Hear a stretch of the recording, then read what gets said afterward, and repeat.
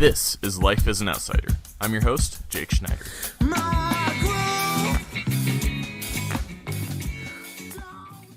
I'm here with Kevin Deaver of Ankeny Martial Arts. Kevin, how you doing this morning? Good, thank you. Thank you for having me. Yeah, you're welcome. Thanks for being on. Just want to say this is an honor and a pleasure. Obviously, Ankeny Martial Arts is in the name. Tell me a little bit about what you do here. Lately, what we've been doing is working with creating martial arts athletes. Traditionally, we were in Taekwondo for many, many years. In the last couple of years, with COVID, the way things have happened, we see a decline in traditional martial arts and more, I guess, of a blended art. So we teach more of a kickboxing. We like to say kickboxing, martial arts. They have a weapons program that goes along with that for the kids. And then we also teach stand-up and ground self-defense. So it's a blended system. And we're finding that that's more popular due to the public inquiries. So that's where we're going. Yeah, there's definitely been a growth of martial arts, especially with the growth of the UFC and things like that in the most recent years.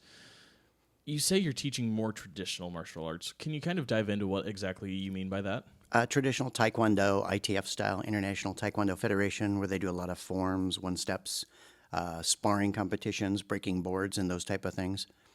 Awesome. Yeah, I did that as a kid. I was telling you earlier, I got up to yellow belt as Taekwondo, and then it was fun. It was so rewarding being able to do something like that as a kid. What do you think that does for the kids in the community to kind of get their confidence up and things like that? It's the repetition. The fact that they can go through a board when they practice breaking boards or hitting bags, it gives them confidence, especially when they know they don't hurt themselves.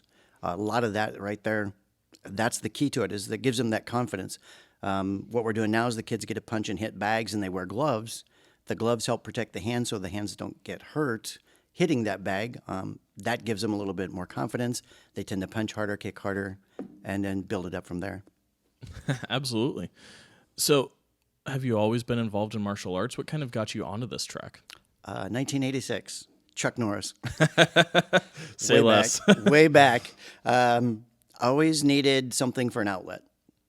I always had a lot of energy, and during my first marriage, I said, I wanted to try something different. And karate wasn't around.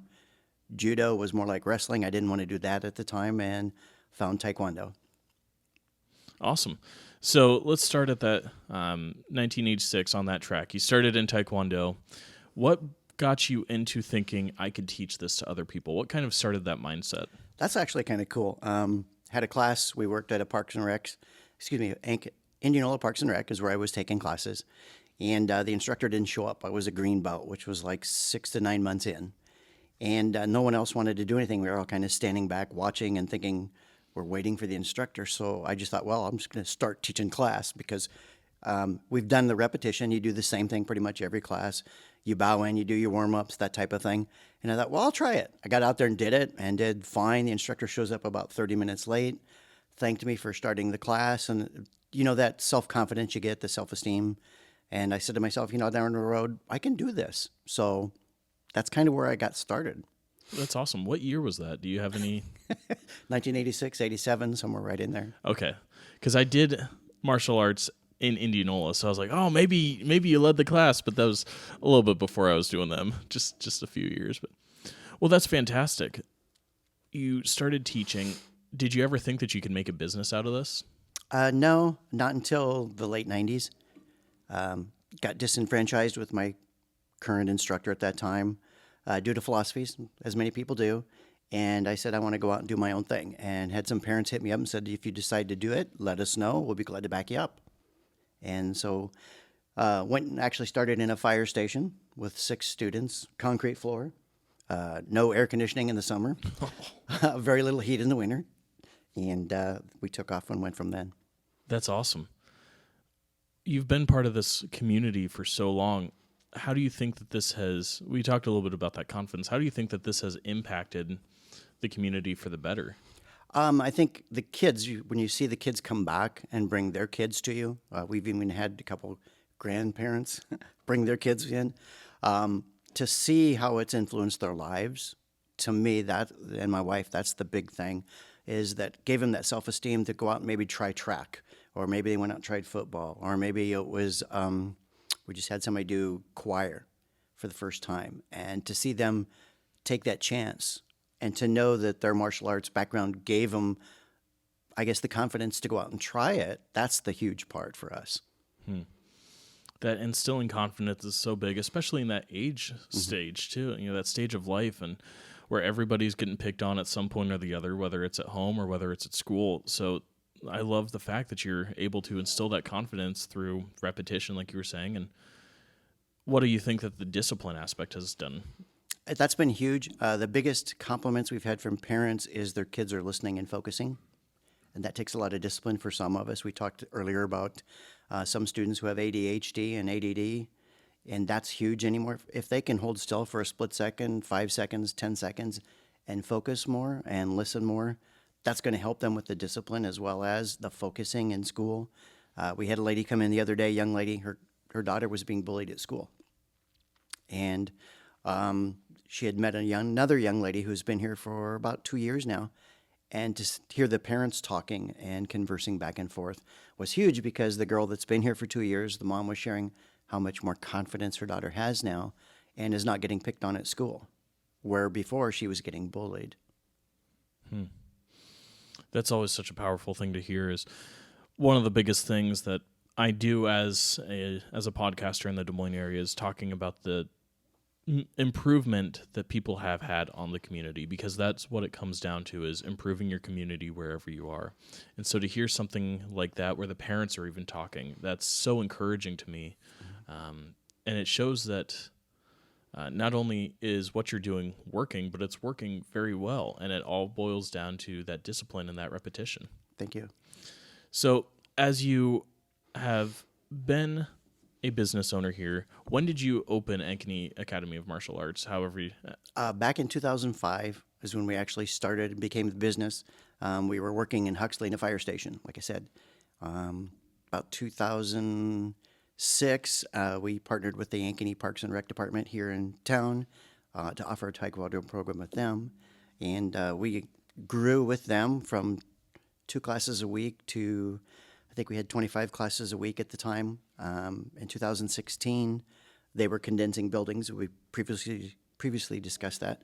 And they were moving locations, and so the building we were in, we were not going to be able to offer it anymore, especially the number of classes we were teaching. So we kind of went out on our own, found our own space. We still continue the relationship to this day with the Ankeny Parks and Rec. We do have about 6 classes a week with them, but it's a 1 day a week offering through them. So we love that relationship. They've been a great partner to be with. That's awesome. Almost 20 years of being in business as a martial arts instructor. This hasn't always been your full-time job. So at what point did you make that leap? About 2012, my wife and I discussed it. It was getting to the point that I was going from one job, coming home, trying to relax and eat something, and then go to the next job. And we took the leap of faith then, and it's been a blessing ever since. What was that leap of faith like in that first year of leaving your steady job where you know you'll have the 40 hours a week if you want it. You'll have the benefits and everything. Now you're working for yourself. What was that first year like? Scary. Very scary. Most entrepreneurs understand that. You kind of go hoof and mouth. You don't know if you're going to be making money 1 month or the next month. I mean, it really depends on that. 1 month could be very, very lean when we've had those. Other months are better. I'm sure just like anybody at a job, if they're sick and they're ill and they have to spend time at home, they don't have sick pay, they run through the same type of situation. So it was really, really tough. It's exciting now. I look back at it and there's still days you kind of freak out. You go, oh, how's it going to go? You never know. I mean, especially with the economy the way it's been. Mm-hmm, absolutely. And with you, your wife was in on it the whole time as well. I'm assuming that has played a significant part in kind of grounding you and making sure that you're on the right track. Oh, yeah. She's been a great partner. She keeps me straight, which is good. But we always communicate and chat, and then she's here a lot of times to help as well. So we're both kind of semi-retired in a sense now. She still comes in to help out and chat with the parents, and that part of it helps tremendously. You talked a little bit about how it's just been a blast to do this. What has been some of the most rewarding aspects of being kids martial arts teachers for the last 10 plus years? To obviously to hear the stories when you hear the parents talk about the kids, how they've changed, because you don't always see those changes here. All you see is if they go through a board and they break it and they smile and they're happy. You see them walk out here sweating, smiling and happy, those type of things you see, but you don't hear what happens outside. Some of the things that we hear outside is maybe somebody stood up for a friend of theirs being bullied. You don't hear that unless a parent shares that with you.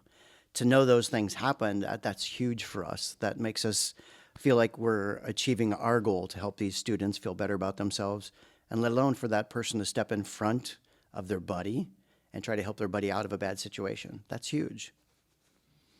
That is so important in so many kids' lives. Like we were talking about with the building confidence and that building discipline and building repetition. And I can only imagine how encouraging that is to know that you are making an impact doing what you enjoy doing. Mm-hmm.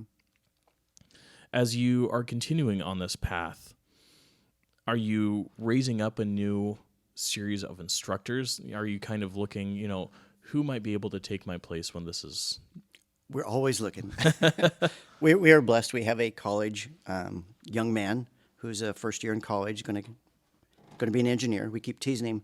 He's been here since he was 4 years old. His first class, he left crying, came back the next one and bought a uniform. Been here ever since. To this day, he's like we call him a 30-year-old because he has that mentality. He can walk into a class, instantly assess what's going on and teach. And that's pretty rare. And we're working with another young man at this time about the same type of attitude, to watch these kids overcome these obstacles, step out of their comfort zone and just get up and, whether it's talk in a class, lead a class, teach the class fully, that's huge. And we're always looking for those. And we find that those kids coming through, some of them will stay and some of them will continue to help. And then we find others that maybe they find their niche somewhere else and they go out and they step out of their comfort zone. And then, as we talked about, the young lady in choir who stepped out, she does awesome. She's, I guess, one of the lead people in one of the choirs here in town. And, that's fulfilling in itself to see them step out of their comfort zone and do that. So what do you look for when you're looking for new instructors? What sort of qualities do you look for in a person? We try to see how they interact in class more than anything else. Are they obviously disciplined? Do they have good focus? Are they paying attention to what's being said? Are they doing their best? Are they helping someone else when they see that person struggling? Or are they just kind of sitting back? Those little things make a huge difference down the road. Awesome. When you are in martial arts, as you have been for so long, there's some sort of path. There's always a progression system, starting with a white belt and that's basically the starting belt for every martial arts academy that I've talked to. What is that kind of progression system? How do you progress in martial arts? With us in our program right now, it's a cyclical curriculum, which is different than many of the schools in town. They get repetition on basic techniques, and I'm just going to use like a jab, cross, uppercut, and a hook. And then we change the progression up weekly. So they might not just get the jab, the cross, the uppercut, and the hook. They might get combinations of those. And that's trying to simplify it for the listeners. And what we do is by repetition, the kids, after 4, 6, 8 weeks, become very, very efficient at it. That's what you want. If it's a self-defense technique and they are efficient at a self-defense technique, that's all you need. That's all you want. We try to keep it that simple for the student. Obviously, we add kicks in, we add other techniques. But to keep it so that the kids feel good about the progression, and then we'll throw in a challenge. Usually once a week, we'll try to add a different technique on purpose to see how they interact with that and react to it, and see them push themselves for that challenge. They don't realize that's the challenge for next week that we're building on to the curriculum, and to see them accomplish that, that's huge. That's really, really big, and it pushes them, and they get excited about it. That progression, it really is awesome, especially going back to what we were talking about earlier. When the kid breaks the board, they know that they have it within themselves. As you look towards the future, we talked about looking for new instructors. You're always looking for the people who are paying attention, who are helping others. What's kind of in store for the martial arts studio here? Hopefully down the road, we fully retire. We hope that somebody will decide that maybe this is their path in life and that they want to continue the program. That's truthfully where we would like to go. We have an instructor here who comes in 1 day a week. He's very retired. He's a WT black belt, World Taekwondo. Used to be WTF, World Taekwondo Federation. They've changed the name to World Taekwondo. I Yeah. have no idea why. Yeah. And he comes in once a week, loves coming in to help out. And we're kind of hoping maybe that's what we can do so that we can still stay involved, be active, and then help the facility and any new instructor out as well. What have been some of the biggest challenges that you've had to face as not just a martial arts instructor, but also separately as somebody who's diving into this as a business? The biggest challenge, obviously, for many of us was COVID. We went online right away, which was a blessing in disguise. We've had kids who stayed through COVID that are still with us, and to hear the parent reactions, especially during the time of COVID, where at least the kids got to see somebody normal, rather than their own family or a teacher occasionally. That was huge. The struggles are like anybody else. I mean, you have to get up and go to work. Vacations are real tough. You have to make sure we plan those out right now. We do have people that help out. Like anybody else, if I get sick, who's going to take over and teach all these classes for us? That type of thing. And we're always thinking, especially at Christmas time when I go to put the lights up, if I fall, who's going to teach class? Because, 2 stories up is a long ways. So just like most people, what happens if somebody gets in a car accident real bad at a regular job? How are they going to feed their families? Just like anyone else, insurance is a big issue with us. I guess I can't say much more. It's always a good thing to be kind of conscious of those big what ifs. And there's only so much that we realize that we can control when it comes down to it. And it kind of comes back to that essence of martial arts, which is understanding what you can control, what you can't control, and that repetition and that discipline in it. Mm-hmm. As you continue to press forward, what are some hopes and goals that you have for being involved in the community? How do you hope to change and see the community grow as you've been involved in it? My goal personally is in the next 6 months to a year is to try to sponsor one of the teams locally. We're currently looking at basketball, football, soccer. We're trying to look at baseball. We would like to find a sponsor to work with as far as actually find a team to sponsor.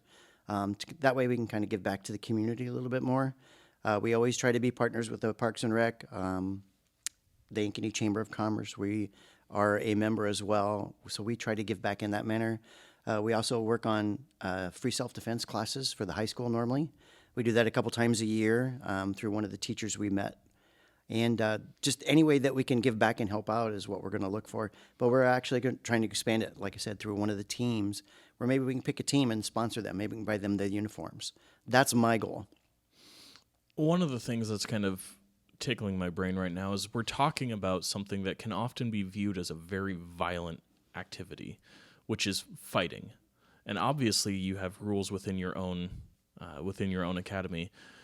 But I want to play devil's advocate a little bit here. You're talking about supporting a team of kids, and you own a place that supports violence. How do you kind of weigh that out?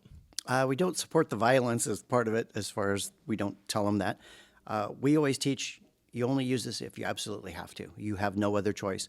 Run is always the best thing. And we work on that from day one. We talk about hand position, physical. If you put your hands up and like the crossing guard, when the kids come across the street, she doesn't want them to cross, put her hands up and say, stop.